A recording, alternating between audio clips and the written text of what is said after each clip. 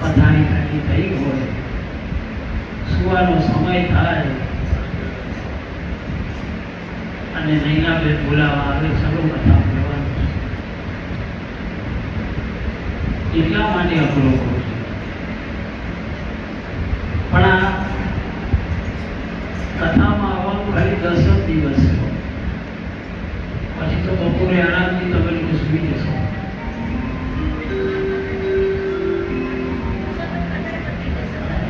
અને પુરુષોત્તમ માસ પણ પૂર્ણ થઈ જશે. તો થોડી સ્ફૂર્તિ લાવવા માટે થોડું સંકીર્તન કરી અને કથાની અંદર પ્રવેશ કરીશું.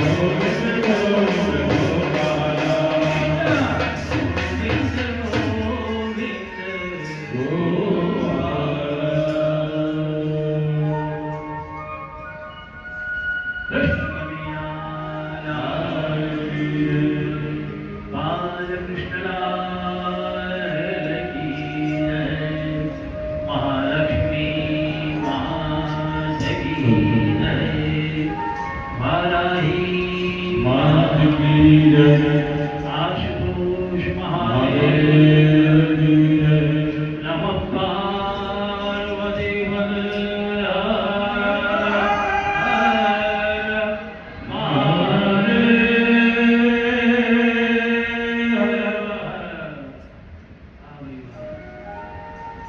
સ્ફૂર્તિ આવી ગઈ ઊંઘુડી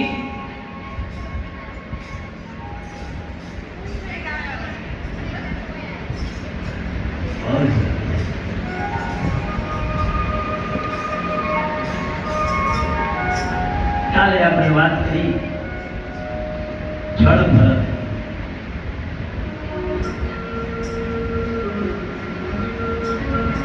જળ ભરત એટલે કોણ?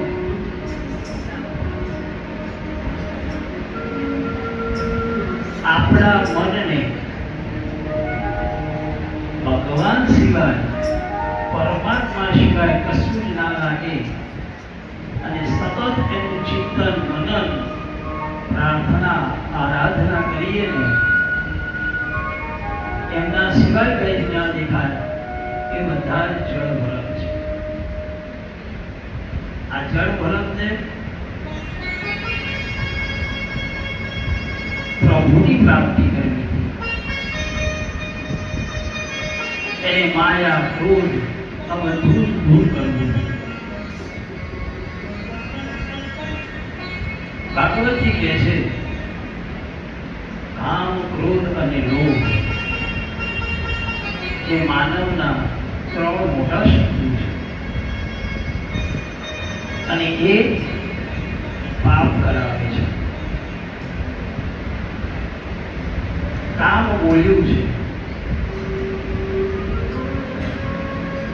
કામ સૌથી પહેલા ક્રમે આવે છે.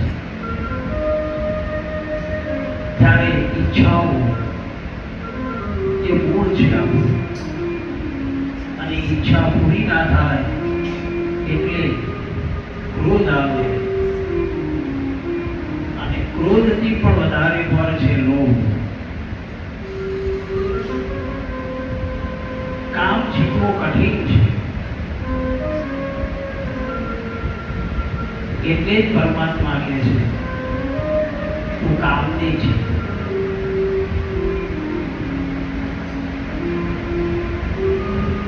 અને નરકના દ્વાર બતાવેલા છે કામ ક્રોધ અને લોભ.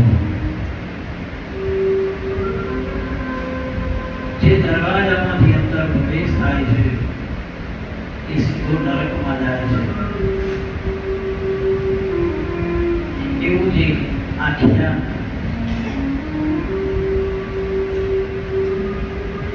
અજામિલ નામના બ્રાહ્મણની વાત આવે છે.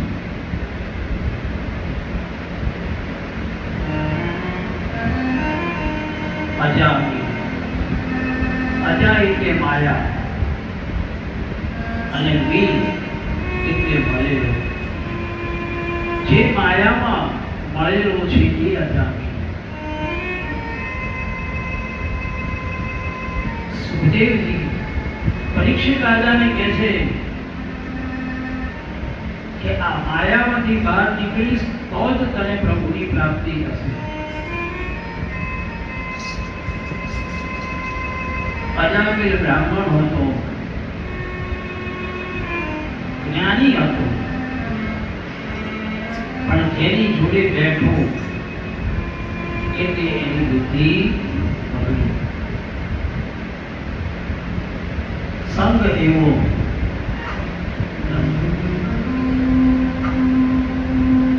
કોઈ જુગારી જોડે બેઠા હોઈએ ને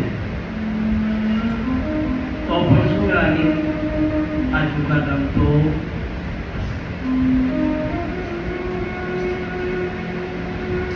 જ્ઞાની હતો તે છતાં પણ મન બગડી ગયું. ભરત જેવાને જન્મ આપનારી કૈકેયીની પણ બુદ્ધિ મંથરા જોડે લાગી એટલે જો એની બુદ્ધિ બગડતી હોય તો પછી આપણી બુદ્ધિ બગડતા વાર લાગે નહીં. આટલું બધું મંડળ બેઠું છે. બુદ્ધિ બગડવાના ઘણા બધા કારણો છે.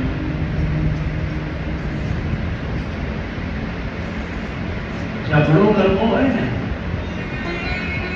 તો 1 મિનિટમાં થઈ જાય, 1 મિનિટ ની 1 સેકન્ડમાં થઈ જાય.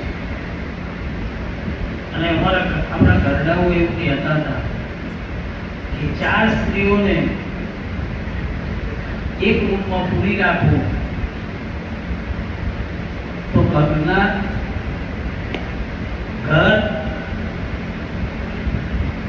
સમજી જવાનું, મારે આગળ નહીં બોલે. અને 4 પુરુષને ઘરમાં રાખો એક જ રૂમમાં તો ઘર સંધાય. પણ કૌશલભાઈએ તો એટલા બધા ભેગા કરી નાખ્યા છે ને. પણ આ જ સત્સંગનો મહિમા છે કે આટલા બધા હોવા છતાં પણ શાંતિથી તમે કથાનું શ્રવણ કરો છો, ભગવાનના ગુણાનું વાદ ગાઓ છો. અજામિલ જ્ઞાની હતો, બધો જ હતો, પણ જેનો સંગ લાગ્યો અને ત્યાં સંગ ખરાબ થયો એટલે એની બુદ્ધિ માયાની અંદર જતી રહી.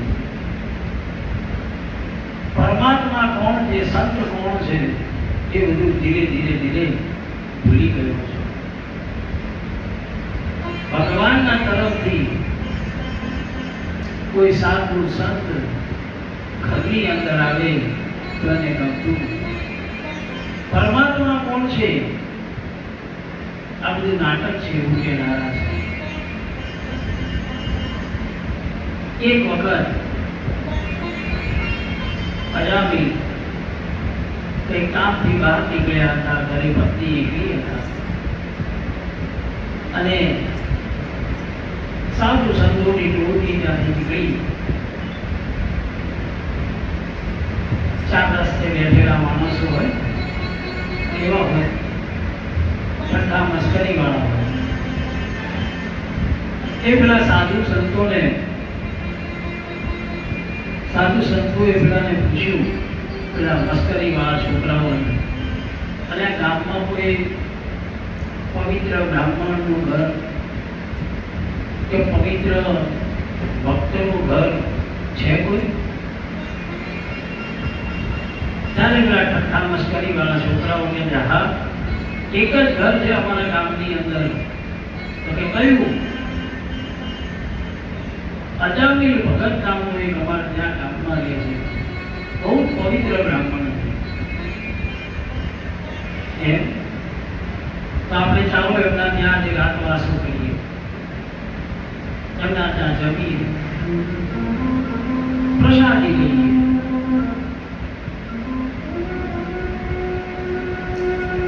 સાધુ સંતો અજામિલના ઘરે આવે અને ઘરના આંગણામાં બૂમ પાડે, અજામિલ ભગત, ઓય અજામિલ ભગત, જય સિયારામ, રાધે રાધે.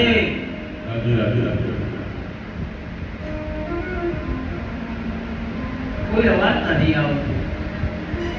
પત્ની જોવે છે અજામિલ મારા ઘરવાળાનું નામ, પણ એ તો ભગત નથી. ભગવાનને તો નામ દેવાનું દૂર દૂર સુધી એમનામાં છે નહીં. કયા આયા અજામિલ ભગત નવા? તે છતાં એમની પત્ની બહાર આવે છે, પ્રણામ કરે છે સાધુઓને કે આ અજામિલનું ઘર? હા, અજામિલનું ઘર પરફેક્ટ, એ સાચું છે, પણ ભગત નથી. આપણે પણ આવા છીએ, ખાલી કહેવાના ભગત છીએ. કથા સાંભળી ભૂગ્યા તો એના આવી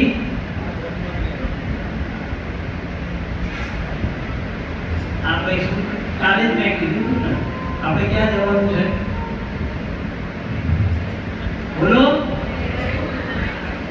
નથી. એટલે જે નથી બોલી શકતા તો જ્યાં જવાનું છે એટલું ઠેકાણું કહો. ક્યાં જવાનું છે? હા. અને જો વૈકુંઠમાં જવાનું હોય તો ભગત સાચા બનવું, અજામેલ જેવું નહીં બનવાનું. પત્ની કહેતી અજામેલનું ઘર છે પણ આ ભગત નથી. તમે કઈ વાંધો નહીં, અમને લોકો કે કીધું કે આ ભગત છે, એમના ઘેર તમને ખાવા પીવાનું મળશે, આપણે આયા છીએ, જમાડો તારે. સરસ મજાનો ખાટલો પાથર્યો. સંત સાધુ સંતો કીધું બેસો, આજે 11 છે અને તમે પધાર્યા છો અતિથિ તરીકે, મારા ઘરે જમીને જમવાનું તૈયાર કરું ત્યાં સુધી તમારો નિત્યક્રમ બતાવું. જમવાનું તૈયાર કરે, જલ્દી જલ્દી તૈયાર કરી સાધુ સંતોને બેસાડે છે, જમવાનું આલે છે. અને અજામિલનો અવાજ બહાર 4 રસ્તેથી આવવાની શરૂઆત થઈ જાય. એની પત્ની પેલા સાધુ સંતો કે જલ્દી કરો.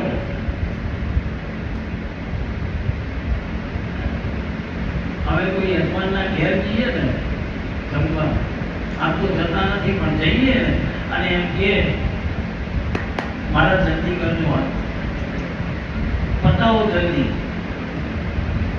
તો અમને એમ લાગે સારું કઈક લોચું લાગે છે, કાં તો કોઈ કામમાં દાળ કાળી છે, દાળમાં કાળી એવું કંઈક કહેવાય છે. પેલા અજામિલની પત્નીએ કીધું જલ્દી કરો, મારા જલ્દી જલ્દી જે જોઈએ તમને આપી દઉં, તમને જમાડી દઉં અને તમે અહીંયાથી બહાર નીકળો. પેલા સાધુ સંતો કહે છે પણ માં થયું ને શું, કેમ જલ્દી જલ્દી કરાવે છે?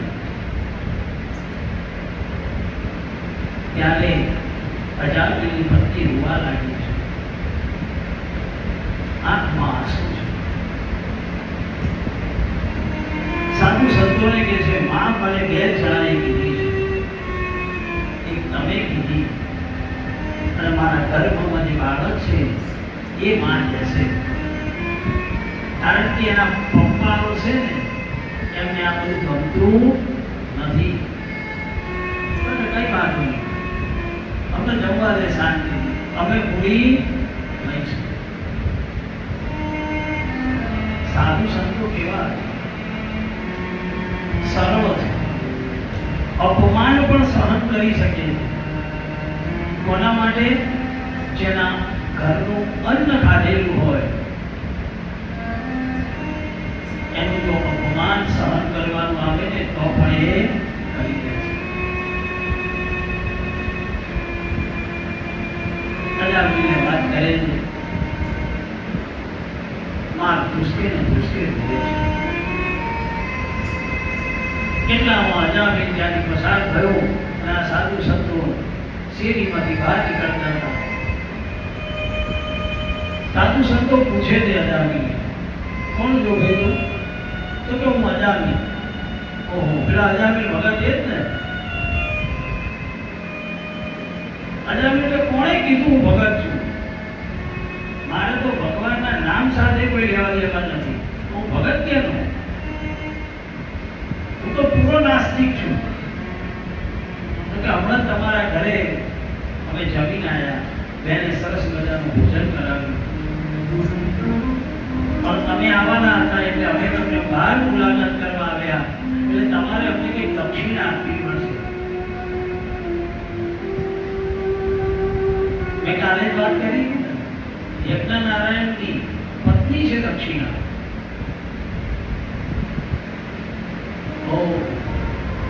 અજામિલ કે દક્ષિણા જોઈએ છે, પત્નીને કે લાકડી લાય, મોટી લાકડી આપી.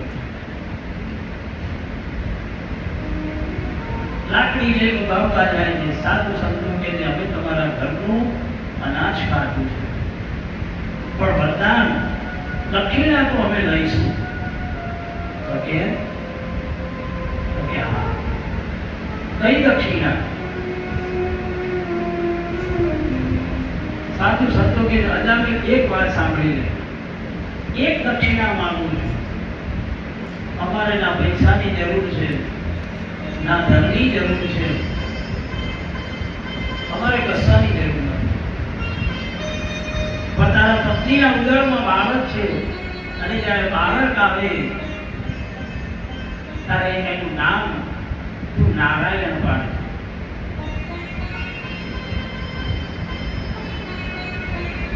વિચારમાં પડે કે નારાયણ બધા દક્ષિણા જોઈએ આપી. 5 વર્ષથી આ બધા ધવલભાઈ આપણા 5 વર્ષથી દક્ષિણા આપવાનું વાત કરે છે, હજુ સુધી આપી કરી મને ખબર નહીં. ખબર નહીં, હવે પૂછવું પડશે મારે. આ વર્ષે આટલી કથાઓમાં મેં તમારી પાસે દક્ષિણા માંગી છે ને, આ કેનાકો માંગી છે. દરેક દિવસ એક એક દક્ષિણા માંગતો. આવી કે નહીં આપી? તમારા ફાયદાની નથી, મારા ફાયદા નથી.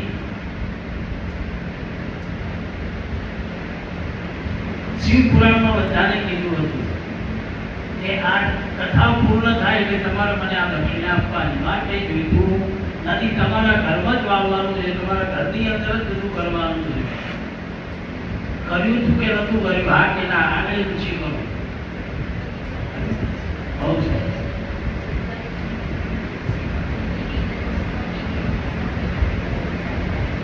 પૈસા વાળી દક્ષિણા તો લઈ જઈશું, ચિંતા નથી. પણ મારે પણ એની દક્ષિણા જોઈએ છે. ત્યાં સાધુ સંતોએ કીધી ને એવી દક્ષિણા. તમારા ઘરની અંદર સંતાન આવે તો ટીકુ પીકુ ચીકુ પીકુ એવા નામ ના પાડતા. નામ એવા પાડજો કે સીધું પરમાત્માની સાથે લિંક હોય. જ્યારે જ્યારે પણ આપણા બાળકનું નામ, એ પુત્ર હોય કે પુત્રી હોય, એનું નામ જ્યારે લઈએ ત્યારે માં ભગવતીનું નામ લેવાય, ભગવાનનું નામ લેવાય, પરમાત્માનું નામ લેવાય. આવી છે આ સાધુ સંતોએ એવું જ કીધું કે બાળકનો જન્મ હતો નારાયણ રાજ્ય. અજામિલ ત્યાં બાળક આવ્યું, બાળકનું નામ જેમ સાધુ સંતોએ કીધું હતું એ પ્રમાણે દક્ષિણાની અંદર નારાયણ નામ રાખ્યું. નાનું બાળક હોય એટલે વારે વારે એને રમાડવાની ઈચ્છા થાય અને જ્યારે જ્યારે રમાડતા જાય ત્યારે ત્યારે બોલાવતા જાય નારાયણ હે નારાયણ. પપ્પા માટે દૂધ લેતો હોય, પપ્પા માટે પાણી લેતો હોય, પપ્પાના પગ દબાય, મમ્મીને મદદ કરાય. જ્યારે જ્યારે પણ બોલાવે ત્યારે ત્યારે નારાયણ નારાયણ નારાયણ નારાયણ નારાયણનું સ્મરણ કર્યા કરે. અંત ઘડી આવી છે અજામિલની. મરવા પડેલા છે અને ત્યારે અજામિલ બૂમ પાડે છે, હે નારાયણ નારાયણ હે નારાયણ. બૂમ પાડે. યમના દૂતો આવીને ઉભેલા છે અને ત્યાં 3 વખત બૂમ પાડી નારાયણ નારાયણ નારાયણ. વિષ્ણુ ભગવાનના દૂતો આવીને અજામિલની જોડે ઉભેલા છે અને જ્યાં યમના દૂતો એનો જીવ ખેંચે છે ત્યાં વિષ્ણુ ભગવાનના દૂતો કે છોડી દો, આ અમારો છે, આ અમારો પાર્ષદ છે, અમારે એને લઈ જવાનું છે. તો કે આ તો પણ ભગવાનને માનનારો નથી, છો ના માનનારો હોય. પણ કે છેલ્લી અંત ઘડીએ નામ દીધું છે. કોનું? નારાયણનું. તો કે નારાયણનું નામ નથી દીધું, આ તો એના છોકરાને બોલાવતો હતો, ગમે તે હોય પણ એ છોકરાનું નામ પણ નારાયણ રાખ્યું હતું. એટલે એ બાને ભગવાનનું નામ દીધું છે. એટલા જ માટે અહીંયા આગળ અજામલની વ્યાખ્યા કરી છે. નામ સ્મરણ કરો, પ્રભુનું નામ લો. અને જ્યારે પણ સમય મળે ને, એટલે જ મેં પહેલા કીધું ને, ચીટું, પીટું, મીઠું, નાસ્તા, જાતના ભાતના નામ, જે નામનો અર્થ નથી એ નામો આપણે પાડીએ છીએ. અને એ નામમાં આપણા બાળકને એટલા ઉછેરીએ છે એ પરમાત્માનું નામ પણ ભૂલી ગઈએ. નામ સ્મરણ. આગળ વાત આવે છે પ્રચેતાઓનો પુત્ર હતો દક્ષ. સ્તુતિ કરતા પરમાત્મા પ્રસન્ન થયા છે. એમના 10,000 પુત્રો હતા. પિતાએ એમને ગૃહસ્થાશ્રમમાં પ્રવેશ કરતા પહેલા પ્રભુની પ્રાપ્તિ માટે તેઓને કીધું કે આપ નારાયણ સરોવર જાઓ, પરમહંસનો ધર્મ આચરવાની બુદ્ધિ લો. અને ત્યાં દેવર્ષિ નારદ આવે. નારદજી થોડા ઘણા પ્રશ્નો કરે છે. અને પહેલો પ્રશ્ન છે, જ્યાં એક જ પુરુષ છે તેવો દેશ કયો? દક્ષ રાજાના પુત્રોને કહે છે, તમને નહીં કરું પ્રશ્ન, ટેન્શનમાં આવી ગયા. નારદ મુનિ પ્રચેતાના પુત્રોને પૂછે છે કે જ્યાં એક જ પુરુષ છે તેવો દેશ કયો? ત્યારે પુત્રો કહે છે, ઈશ્વર. પુરુષ આ શરીર રૂપી દેશમાં રહેલો છે. આપણું શરીર અને જીવ છે ને એ ઈશ્વર છે, પરમાત્મા છે. નારદજીએ બીજો પ્રશ્ન કર્યો, જેમાં જવાય, જે ગુફામાં જઈ શકાય પણ એ ગુફામાંથી બહાર નથી આવી શકતા, એવી કઈ ગુફા? પછી તારા પુત્રો કહે છે, પ્રભુનું ચરણ. એક વખત ચરણની અડીઓ ચરણમાં જતા રહ્યા પછી એમની જિંદગી બહાર નથી આવી શકતા. બીજો પ્રશ્ન કરીએ, બંને પરસ્પર વિરુદ્ધ દિશામાં વહેનારી નદી કઈ? બહુ સરસ પ્રશ્ન છે નારદજીએ કર્યો. એક એવી નદી છે જે વિરુદ્ધ દિશામાં જાય છે.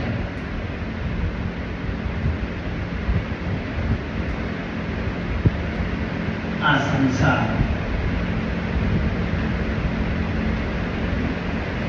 આ સંસાર વિરુદ્ધ દિશામાં જાય છે. ધર્મ પત્ની કોને કહેવાય? આ મારો પ્રશ્ન તમને બધા. તમે એવું ના પૂછો કે નારદજીએ પૂછ્યું, આ મેં પૂછ્યો છે તમને. ધર્મ પત્ની કોને કહેવાય? હું તો કઈ છે, જે પત્ની પતિને ધર્મ કાર્યમાં પ્રેરે એને કહેવાય ધર્મપત્ની. એટલા માટે અહીં એવું કીધું, જે બે પરસ્પર વિરુદ્ધ દિશામાં વહેનારી નદી કહી તો કે આ સંસારમાં આ જ છે. બંને અલગ અલગ પડતા હોય. પછી ચોથો પ્રશ્ન કરે છે, માથે ચક્ર ભરે છે તે શું છે? કાળ છે. આપણું જીવન અને મૃત્યુ, જીવન ખબર છે, દિવ્ય ખબર છે, પણ આપણું મૃત્યુ ક્યારે છે એ ખબર નથી. એ ચક્ર ફરતું જ રહે છે. આપણો સમય આવે એટલે સોમવાર, મંગળવાર, બુધવાર, શુક્રવાર, શનિવાર, છેલ્લે રવિવાર, આ 7 દિવસોમાં જવાનું છે. આ 10,000 પુત્રોએ નારદજીને નારદજીએ પ્રશ્ન કર્યા, ઋષિઓએ જવાબ આપ્યા અને ત્યારથી એમને થઈ ગયું કે હવે અમારે સંન્યાસ લેવો છે, ગૃહસ્થાશ્રમમાં જવું નથી. અને 10,000 પુત્રો ગૃહસ્થાશ્રમમાંથી બહાર નીકળી સંન્યાસ આશ્રમ તરફ જાય છે. દક્ષે બીજા 10,000 પુત્રો પ્રગટ કર્યા અને નારદજીએ મુક્તોનો માર્ગ પકડ્યો અને પાછા સંન્યાસ આશ્રમ. અને આટલું જોવે છે ત્યારે દેવર્ષિ નારદને દક્ષે શ્રાપ આપ્યો છે કે તમે એક ઠેકાણે 24 મિનિટ ક્યારે બેસી નહીં શકો અને કારમ ભૂલતા રહેશો. સંતોનો શાપ લાગ્યો છે. એટલે સંસ્કૃતિની અંદર સંદેશાવાહક તરીકે નારદજીનું નામ પ્રચલિત છે.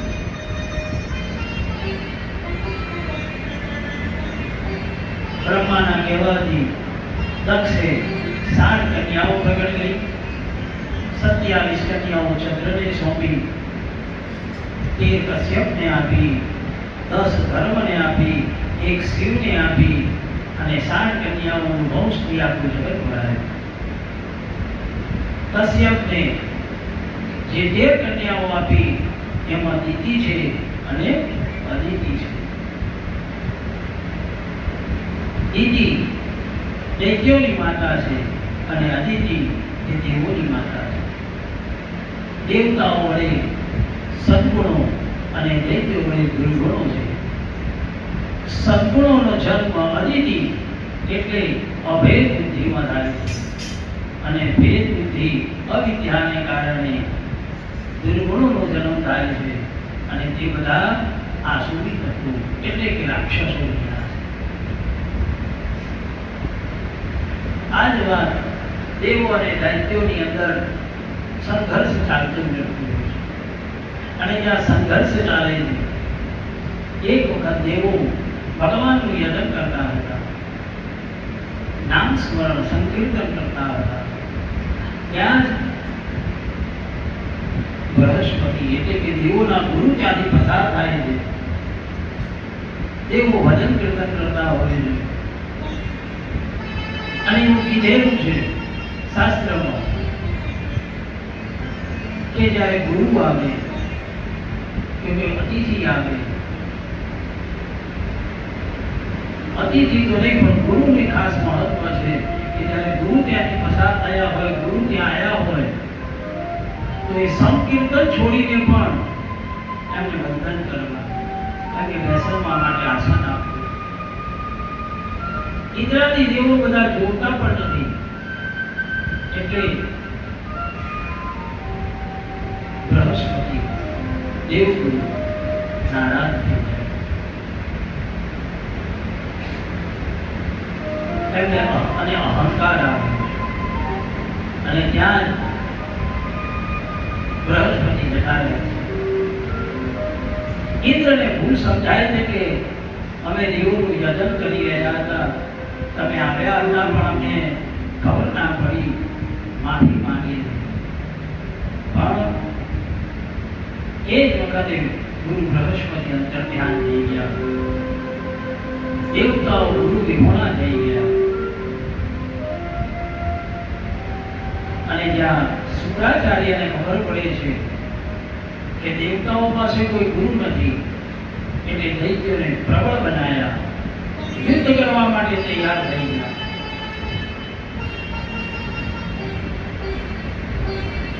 આ સદગુરુની શરણાગતિ માટે કોને બનાવવા, ગુરુ કોને બનાવવા?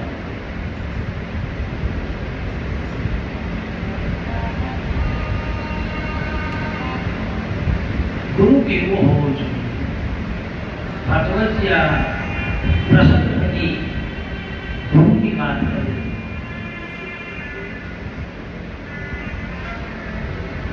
અત્યારના બધા ગુરુ કેવા હોય છે?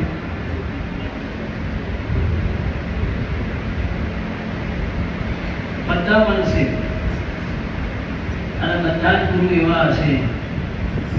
ગુરુ પૂર્ણિમા હશે, મોટું કવર આપો, આશીર્વાદ આપીશ.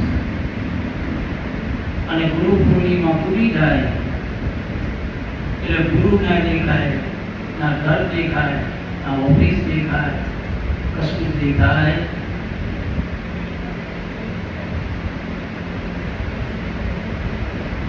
ગુરુને બનાવવો હોય આમ તો પરીક્ષા ના કરાય. ગુરુ કેવો હોવો જોઈએ? સરળ હોવો જોઈએ, શાંત હોવો જોઈએ. અને બીજું એવું કીધું છે, દેવો ગુરુની પાછળ ગુરુને શોધી રહ્યા છે. ત્યારે બ્રહ્માજી પાસે દેવતાઓ જાય છે. બ્રહ્માજીએ કીધું, વૈષ્ણવના પુત્ર વિષ્ણુ પાસે જાઓ, એ કદાચ તમને ગુરુ તરીકે સ્વીકાર કરે, શિષ્ય તરીકે સ્વીકાર કરે. દેવતાઓ વૈષ્ણવજી પાસે જાય કહે છે કે અમને વિશ્વરૂપ જેવા ગુરુ અમને આપો.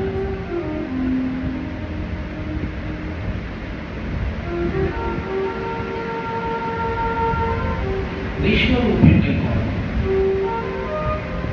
વિશ્વ એટલે વિષ્ણુ, જે જગતનો આધાર છે એ વિષ્ણુ. ભગવાન વિશ્વરૂપે નારાયણ કવચની સ્તુતિ કરી છે.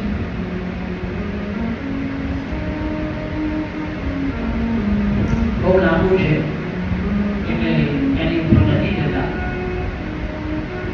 નારાયણ કવચ અને પુરાણની અંદર આ એક સચોટ ઉપાય છે.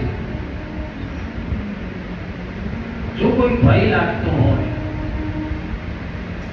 બાળક ભણવામાં એકદમ હોશિયાર ના હોય, પરીક્ષાનો ડર લાગતો હોય, રાજાનો ડર લાગતો હોય, ચોરોનો ડર લાગતો હોય, ગ્રહોનો ડર લાગતો હોય, તો નિત્ય નિયમ પ્રમાણે 28 કે 31 શ્લોક છે એના. એક વખત સવારના પોરની અંદર નારાયણ કવચનો પાઠ કરો.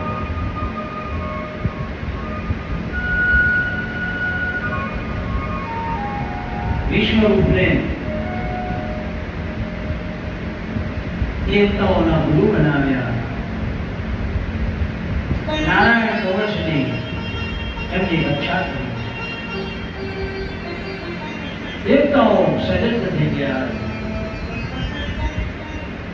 એક વખત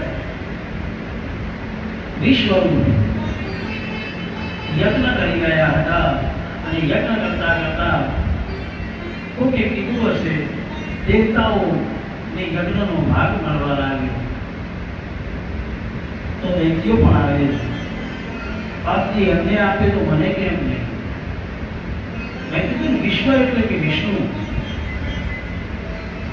અને ભગવાનની પાસે દેવો આવે કે દાનવો આવે, એ બધું જ અર્પણ કરે. મહાદેવની પાસે અસુરો આવે અને કે વરદાન આપો, અને પછી એવું વરદાન આપો કે જેના માટે હાથ મૂકવું એ ભસ્મ થઈ જાય. કોઈ મહાદેવજી વરદાન આપે અને પહેલો જગતનો ક્યાં કરું? તમારી ઉપર. આ ભગવાન છે, આ પરમાત્મા છે.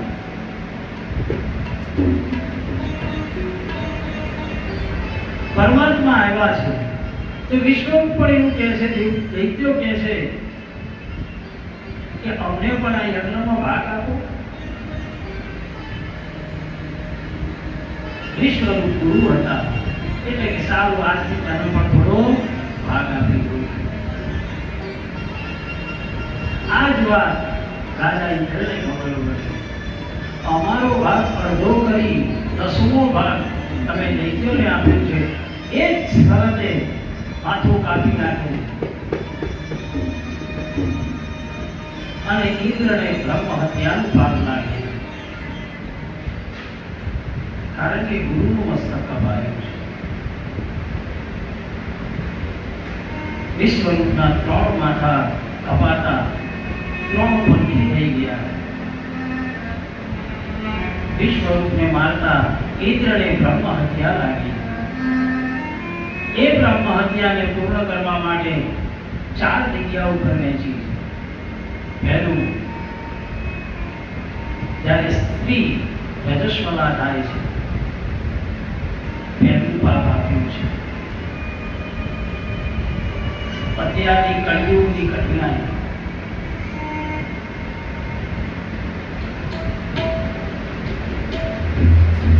અમે તો આ બધું માનતા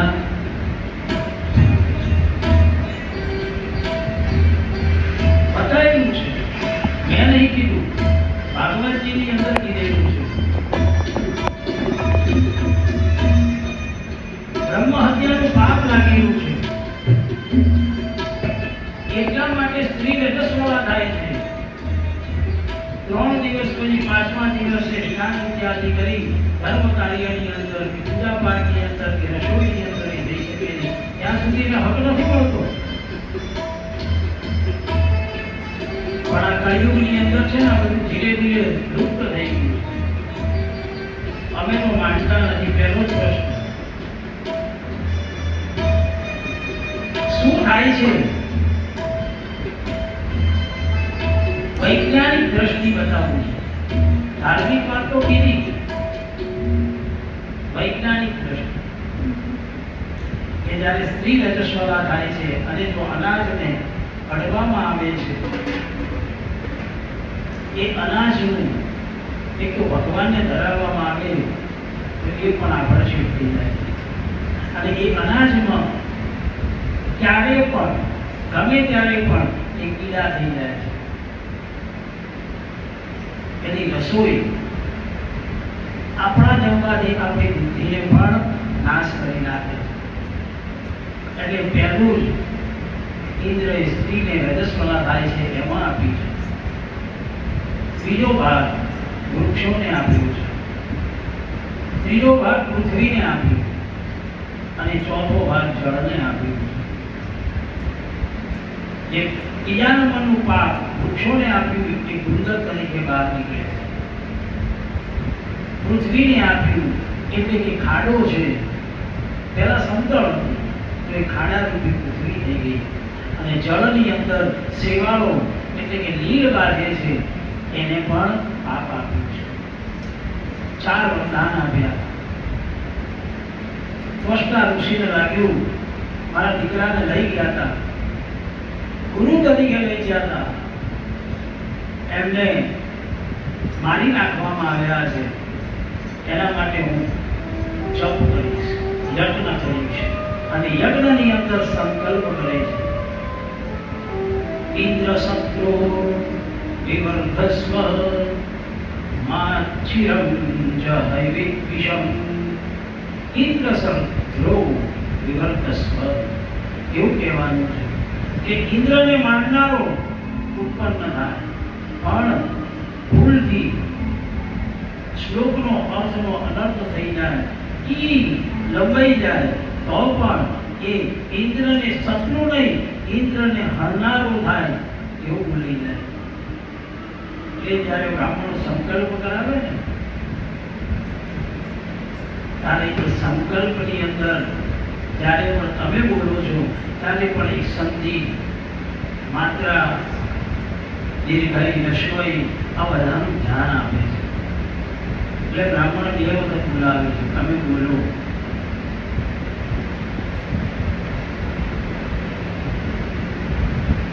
એક ચંડીપાઠમાં એક શ્લોક છે, કવચની અંદર આપેલું છે. અને એની અંદર છેલ્લી લીટી છે, ભાર્યામ રક્ષકુ ભૈરવી. હે માં ભૈરવી, ભાર્યાને એટલે કે પત્નીને તું રક્ષા કર, એવું છે. પણ જ્યારે અમારા પંડિતો જ્યારે ઝડપી બોલવામાં આવે, ભાર્યા રક્ષતું નહીં ભક્ષતું થઈ જાય છે, તેના પત્નીને પણ માં ભૈરવી ગણી લે છે. અહીંયા આગળ ત્વષ્ટા ઋષિએ સંકલ્પ કીધો, ઇન્દ્રો, કે મારા ઇન્દ્રને હણનારો નહીં પણ એને મારનારો થાય. આ બોલવામાં સંકલ્પની અંદર પણ એક વસ્તુ થઈ ગઈ અને યજ્ઞની અંદરથી વૃત્રાસુર નામનો રાક્ષસ પ્રગટ થયો. વૃત્રાસુર રાક્ષસોને લઈ સૈન્ય લઈ ઇન્દ્ર સાથે વૃત્રાસુરનું યુદ્ધ થાય છે. બહુ જ બળવાન છે. દેવતાઓ ભયભીત થઈ ગયા.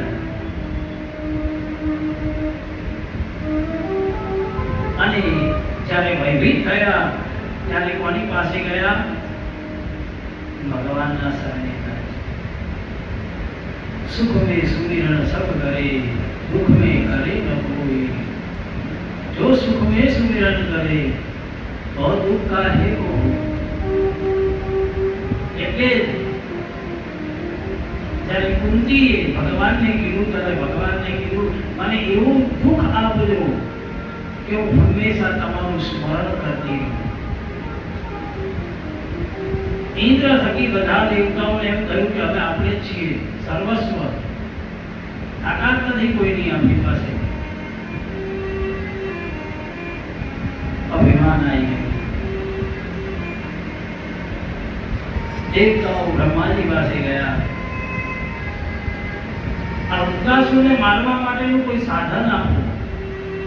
ત્યારે ગુજરાતના એક સંત દધીચી ઋષિ કે ત્યાં આગળ જાઓ, દધીચી ઋષિને એક પ્રાર્થના કરો કે એમનો હાડકા અમને આપ્યો અને એ હાડકામાંથી વજ્ર બનાવ્યું અને વજ્રથી એ વૃત્રાસુરનો મરણ થશે. અસ્થિઓ તૈયાર કર્યા. દધીચી ઋષિ એમના હાડકા આપી દીધા, તૈયાર કર્યું.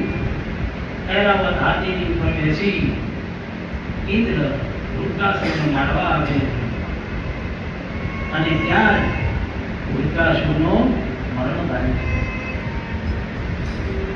મોક્ષ થાય છે.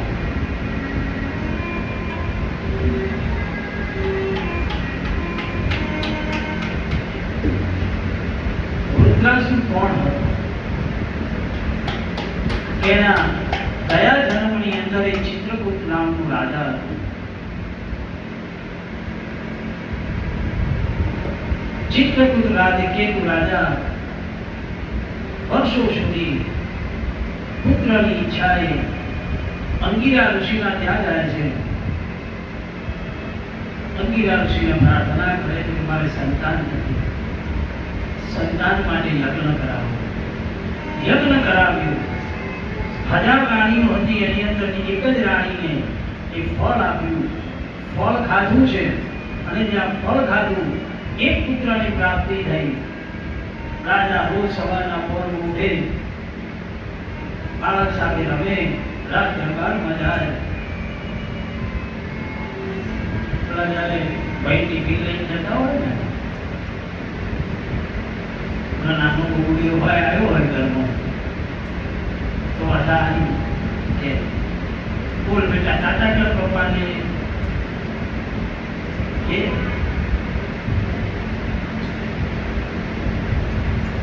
રાણી પણ બાળકને લઈને આવે, ટાટા કરાવે, બાય બાય કરાવે. એક દિવસ એ બાળકને લઈને રાણી આવતી નથી. રાજા રાજ દરબારમાં જતા રહ્યા. સમાચાર આવે છે તો એ રાજકુમારનું મૃત્યુ પામ્યું છે. 7 જ દિવસનું બાળક અને મૃત્યુ પામ્યું. મા બાપ બંને જણા રડે.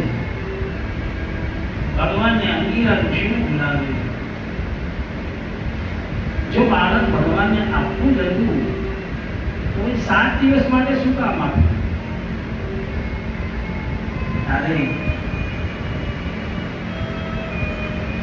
આ જીવાત્મા ક્યાંથી આવ્યો છે?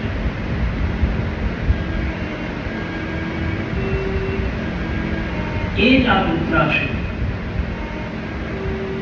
બીજા ધર્મની અંદર રુદ્રાક્ષ નામનો રાજા થયો, અસુર થયો છે અને મોક્ષ પામ્યો છે.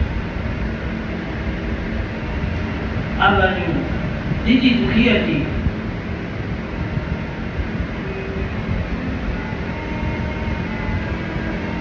ઘણા બધા તપ કર્યા. કશ્યપ ઋષિ સાથે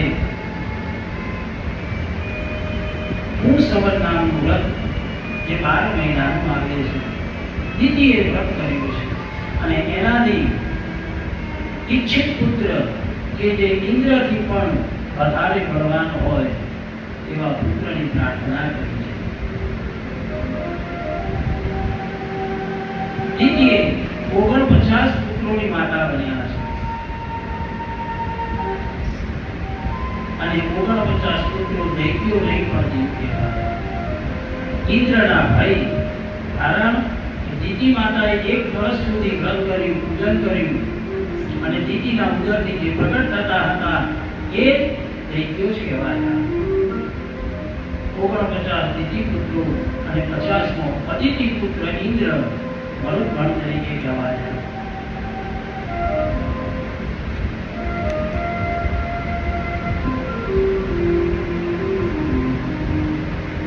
આ બધું જોતા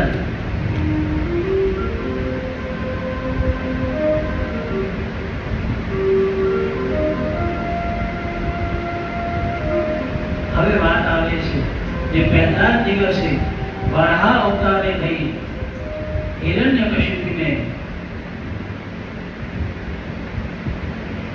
મારી નાખ્યા હતા એમના ભાઈ. દીદી હિરણ્યકશિપુને કહે છે તારા ભાઈને મારનાર એ નારાયણ છે, એમની સામે તારે લડવાનું છે. જા તું તપ કરવા જા. પત્નીનું નામ હતું ગયદ. બ્રહ્માને પ્રસન્ન કરવા માટે જંગલમાં જવા તૈયાર થયા.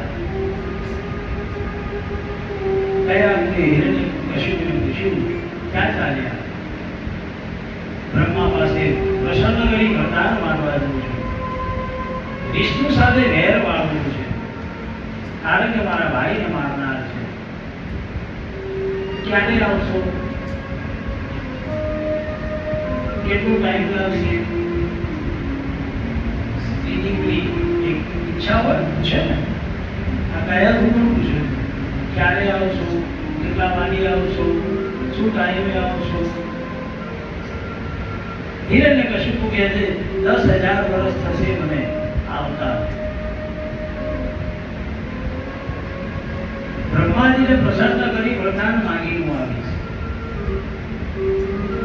10,000 જેટલું વર્ષ થયા. જંગલની અંદર મંદરાચલ પર્વત પાસે જાય છે, જ્યાં ધ્યાન લગાવે અને દેવતાઓની ચિંતા થઈ. એક રાક્ષસ હાલ માર્યો છે, આ બીજો આવશે, આપણને અહીંયા રહેવા જશે નહીં. એટલે બૃહસ્પતિ ગુરુને મોકલ્યા, જાઓ પોપટનું રૂપ લઈ અને તમે ત્યાં આગળ જજો. હિરણ્યકશિપુ જ્યાં સમાધિ લગાવી તપ કરવા બેસે છે અને એ ગુરુ બૃહસ્પતિ આવે છે અને કહે છે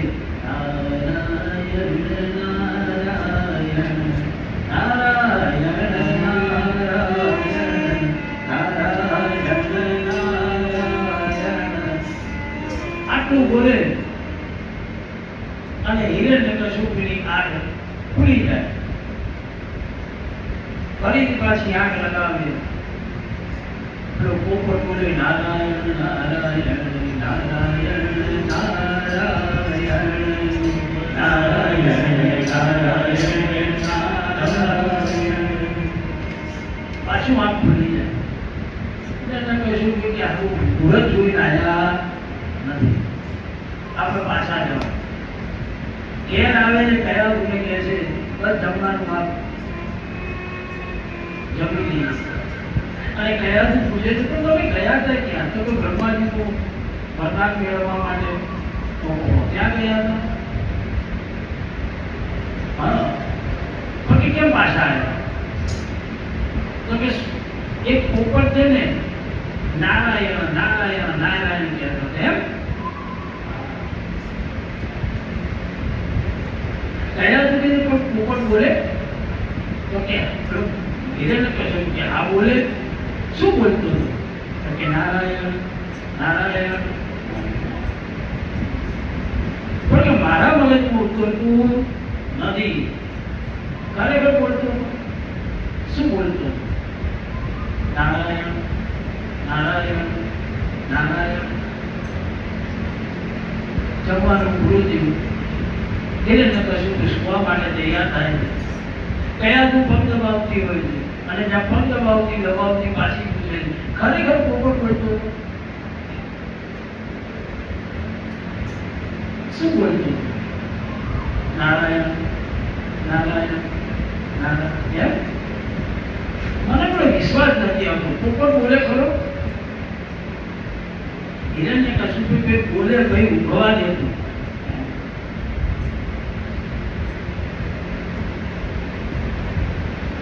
એક જ પ્રશ્ન સ્ત્રી 25 વખત પૂછે, ભાઈની અસર કેવી થાય? અરે મેં નાનો છું, કહું છું એક વખત કે હા નારાયણ બોલતો હતો. એને કશું કે સુઈ ગયો છે. સવાર પડી એટલે કયા તું સરસ મજાની ચા લઈને આવી અને ચા લાવી પીધું. કાલ તમારે ગયા હતા તમે પગ કરવા માટે, એમાં તમે કહેતા હતા પોપટ હતો. અને પોપટ શું બોલતો હતો?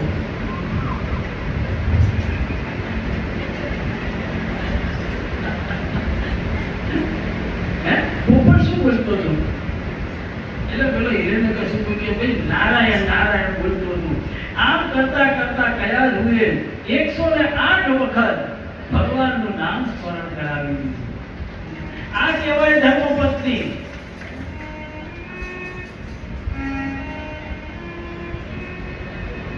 અને આપણે તો પેલા કે પિક્ચર જોવા જવું છે, નાના પિક્ચર નહીં જોવા જવું.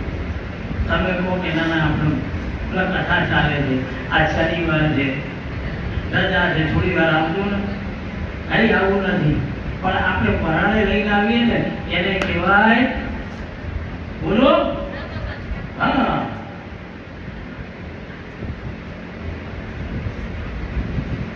ફરીથી પાછી સરસ મજાનું મુહૂર્ત કઢાવે છે હિરણ્યકશ્યપ. એ મુહૂર્ત કાઢી ફરીથી પાછળ મંદરાચલ પર્વતની અંદર જાય છે. આંખો બંધ કરી સમાધિની અંદર લાગે છે. પાછા કુળથી બૃહસ્પતિ આવે છે અને જ્યાં ધ્યાન બ્રહ્માજીનું સ્મરણ કરતા જાય છે ત્યાંથી પાછળથી શરૂઆત નારાયણ નારાયણ નારાયણ નારાયણ નારાયણ નારાયણ. 2 દિવસ થઈ ગયા, 3 દિવસ થઈ ગયા, નારાયણનું સ્મરણ કરતા કરતા જાય છે. અને સ્મરણ કરે એટલે પેલા હિરણ્યકશ્યપ થાય છે કે આ યાર એ તો આ મુહૂર્ત કઢાઈને આવ્યો કોઈ તકલીફ છે. હવે પાછા ઘરે પાછો એ જ ક્રમ કયા તું પૂછે છે આવી ગયા પાછા? તપ ના કરી કેમ? પાછો પેલો પોપટ આવ્યો. કેમ? શું કહેતો? નારાયણ નારાયણ નારાયણ. જમતા જમતા એક ક્વેશ્ચન, એક પાછા ફરીથી 108 વખત નારાયણ નારાયણનું સ્મરણ કરાવડાવે. હિરણ્યકશ્યપ થાકી જાય કે હવે કોઈને કહેવું જ નથી. અને એમ રથ લઈ નીકળી પડે. મંદરાચલ પર્વતની અંદર ગુફાની અંદર જઈ અને શાંતિથી બેસી જાય છે. હજારો વર્ષો થઈ ગયા છે. જપ કરે છે. અહીંયા આગળ કયા ઇન્દ્ર 1000 દેવતાઓને લઈ હિરણ્યકશિપુના ત્યાં આગળ માર મારી ગળી દેવતાઓને ભગાડી દીધા છે. અને જ્યાં ભગાડ્યા ત્યાં કયાદુ એની પત્ની ને પકડી અને જ્યાં મારવા જાય છે, નારદજી આવે છે. તમને એક વખત બ્રહ્મ હત્યાનું પાપ લાગ્યું છે, હવે સ્ત્રી હત્યાનું પાપ લાગશે, છોડી દો એને. તારે ઇન્દ્ર કહે છે કે હું એને નથી મારતો, પણ એના ઉદરમાં જે બાળક છે એને મારવા આવ્યો છું. ત્યારે નારદજી કહે છે ના, એને મારવાનું નથી, કારણ કે એ તો નારાયણનો પરમ ભક્ત છે. છોડાવી નારદજી એમના આશ્રમે લઈ જાય છે. ભાગવતજીનું જ્ઞાન એ ગર્ભાવસ્થાની અંદર કયાદુને આપે છે. એટલા જ માટે જ્યારે સ્ત્રી ગર્ભાવસ્થામાં હોય ત્યારે આપણે કહીએ છીએ ભાગવતજી વાંચો, રામાયણ વાંચો, સારા સારા પુસ્તકો વાંચો, જેના કારણે બાળકના જીવનની અંદર એ સારા સંસ્કારો આવશે. પણ અત્યારની કફોડી સ્થિતિ, અને કેવી કફોડી સ્થિતિ, 2 મહિનાની ખબર પડે કે પ્રેગ્નન્સી રહી છે, ત્યારથી ડોક્ટરે કહી દીધું હોય. શું કીધું હોય? Bed test. અને બેડ ટેસ્ટમાં શું કરે?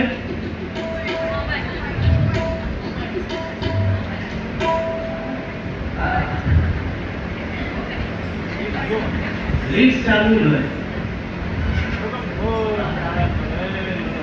અને પછી જયારે બાળક બહાર આવે ત્યારે માં એવું ગર્વ લ્યો, મારા છોકરા તો મોબાઈલ તો ચપટી વગાડતા આવડે જ ને, પેલું અંદર કર્યું હતું તો એ જ કરતી. હા, આમાં છોકરો તો તરત મોબાઈલ ફોન આવે, ગમે તે આપો ને એમ કેવો. જમતી હોય ને તોય મોબાઈલ હોય. અને પછી શું કે ડોક્ટરે બેડ રેસ્ટ કરવાનું કીધું છે. બેડ રેસ્ટ કરવાનું નહીં કીધું, બેડ રેસ્ટ કરવાનું કીધું છે, મોબાઈલ બાજુ મૂકવાનું કીધું છે. આ કયા જોઈએ જીજાબાઈએ જ્યારે શિવાજી ગર્ભમાં હતા ત્યારે જીજાબાઈએ રામાયણ, મહાભારત આ એને જ્ઞાન આપ્યું છે. એટલા માટે એ આટલા શિવાજી થયા. અને પેલું એ ગુજરાતીમાં એક કહેવત છે ને, જણે તો એવા જણજે.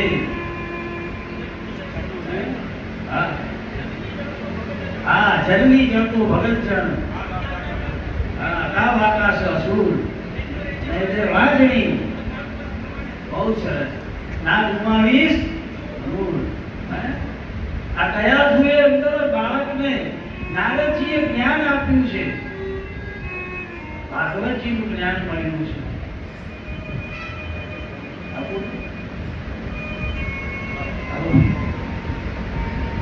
એની ઉપર એક સરસ મજાનું રહેલ